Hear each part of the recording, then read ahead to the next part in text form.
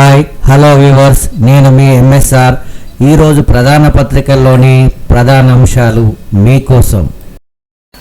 Singareni గనుల్లో solar సెగలు, భారీ అవినీతి, సైట్ విజిట్ పేరుతో టెండర్ల అంచనాలు పెంచారు, బంధువులకు కట్టబెట్టారు, సంతకాలు చేయని అధికారుల్ని వేధించారు, జిలిటన్ స్టిక్స్లోనూ అవినీతి, కేంద్ర విచారణకు ఆదేశిస్తే ఆధారాలు సమర్పిస్తా, సింగరేణి అవినీతి భాగోతంపై Harish Rao power point presentation, అక్రమాలు నిజమే, కనీస నిబంధనలు పాటించకుండానే సిఎస్ఆర్ నిధుల వ్యయము, సింగరేణి కార్యకలాపాలపై వాస్తవాలను నిగ్గు తేల్చిన కేంద్ర దర్యాప్తు బృందం, ఆదేశించిన 24 గంటల్లోపై విచారణ పూర్తి, కేంద్ర బొగ్గు గనుల శాఖకు అందించిన నివేదిక.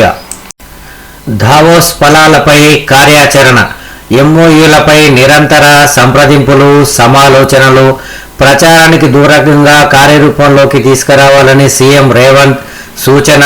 ప్రపంచ ఆర్థిక సదస్సు ముగిసిన తర్వాత మంత్రులు, అధికారులను ముఖ్యమంత్రి మార్గనిర్దేశం. ఆ ప్రకారమే ప్రభుత్వ యంత్రాంగమంతా దావోస్ పెట్టుబడులపై వ్యూహాత్మక మౌనం. రైజింగ్ తెలంగాణ విజన్ను ప్రపంచ దృష్టికి తీసుకెళ్లడంలో సక్సెస్ అయ్యామన్న భావనలో ప్రభుత్వం.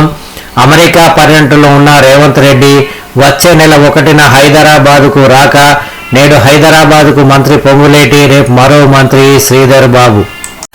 బామ్మర్ది గుట్టు తవ్వుతున్న బట్టి, రేవంత్తో ఇక తాడో పేడో తేల్చుకోవాలని నిర్ణయం. సింగరేణి మాజీ సీఎండీతో రోజంతా రహస్య చర్చలు.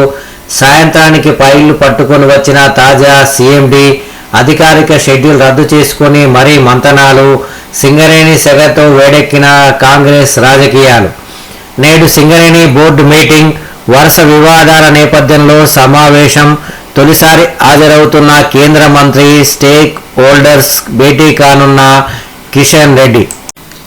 భయపడేదే లేదు, ఎన్నిసార్లు పిలిచినా సిట్ విచారణకు వెళ్లేందుకు సిద్ధం. కేటీఆర్ పదే పదే అవే ప్రశ్నలు అడిగారు, టీవీ సీరియల్లా సాగదీశారు. గంటల కొద్దీ టైంపాస్ మినహా వేరే విషయమంటూ లేదు. 300 పేర్లు చదివి వారు తెలుసా అని అడిగారు. ఇతరులతో కలిసి సిట్ నన్ను విచారించిందన్నది అవాస్తవం. లీకు కథనాలకు బాధ్యులెవరని అధికారులను అడిగా. తప్పించుకునే ధోరణిలో సిట్ సమాధానాలు ఉన్నాయి. ప్రభుత్వ లీకుల ఆధారంగా వార్తలు రాయొద్దని మీడియాను కోరుతున్న ఫోన్ ట్యాపింగ్ కేసులో సిట్ విచారణ అనంతరం కేటీఆర్. సంబంధం లేని ప్రశ్నలేంటి? సిట్ విచారణ తీరుపై కేటీఆర్ అసహనం. ఈ ప్రభుత్వంలో నా ఫోన్ ట్యాప్ చేయడం లేదా, కొందరు మంత్రులే తమ ఫోన్లు ట్యాప్ అయ్యాయని ప్రకటించడం వాస్తవం కాదా?